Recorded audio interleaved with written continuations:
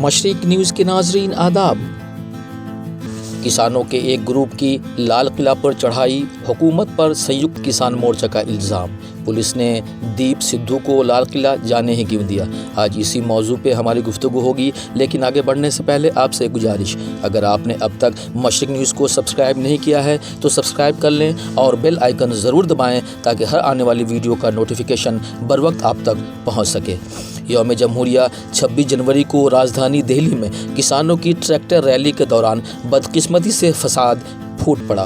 کسانوں نے الزام لگایا ہے کہ مرکزی حکومت نے کسان مزدور سنگھرش کمیٹی، جس کی قیادت ایس پنو کرتے ہیں، اور بی جے پی RSS سے تعلق رکھنے والے اداکار دیپ سدھو سے مل کر سازش رچی تاکہ کسانوں کی تحریک کو بدنام کیا جائے۔ کسانوں نے 1 جنوری کو سنسد مارچ پارلیمنٹ کی طرف مارچ کا فیصلہ منسوخ کر دیا ہے۔ اس کے بجائے 30 جنوری کو وہ یوم شہیدہ منائیں گے، جس دن مہاتما گاندھی کی برسی منائی جاتی ہے۔ کسان مورچہ کی BS راجیوال نے کہا کہ دہلی پولیس نے احتجاجی کارروائی کو زبردستی لال قلعہ کی طرف چلنے پہ مجبور کر دیا۔ انہوں نے الزام لگایا ہے کہ پولیس قصداً لال قلعے کی چوکی سے باہر چلی گئی اور شرپسندوں کو کھل کر کھیلنے کا موقع دیا۔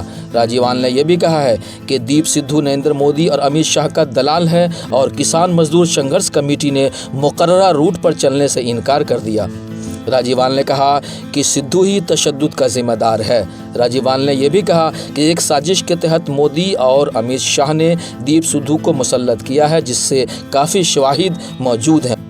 مورچہ لیڈروں نے سوال اٹھایا ہے کہ پولیس نے اس وقت کسان مزدور سنگھرش کمیٹی کے خلاف کوئی کارروائی کیوں نہیں کی جب پیر کے دن کمیٹی نے اعلان کیا کہ وہ مقررہ روٹ پر نہیں چلے گی۔ لیڈروں کا کہنا ہے کہ کمیٹی سنگھو اور ٹیکری سرحدوں پر 32 پنجاب یونینوں کی تحریک میں شریک نہیں تھی اور نہ ہی مورچہ کا حصہ تھی۔ کمیٹی کو حکومت کا دلال قرار دیتے ہوئے مورچہ کا کہنا ہے کہ اس نے تحریک کی شروعات ہونے کے 13 دن کے بعد اس میں شرکت کی، لیکن بریگیڈ کے دہلی طرف سب سے آگے رہنے کی اجازت دی گئی۔ کسان رہنما راکیش ٹکیت نے کہا کہ لال قلعہ میں جو کچھ ہوا اس کے لیے صرف پولیس ذمہ دار ہے۔ ٹکیت نے کسانوں سے اپیل کی ہے کہ وہ حالات سے بددل نہ ہو۔ ٹکیت جو اتر پردیش سے ہیں اور ککا جی جن کا تعلق مدھیہ پردیش سے ہے کا کہنا ہے کہ حکومت نے پنجاب کے کسانوں کے خلاف سازش رچی ہے۔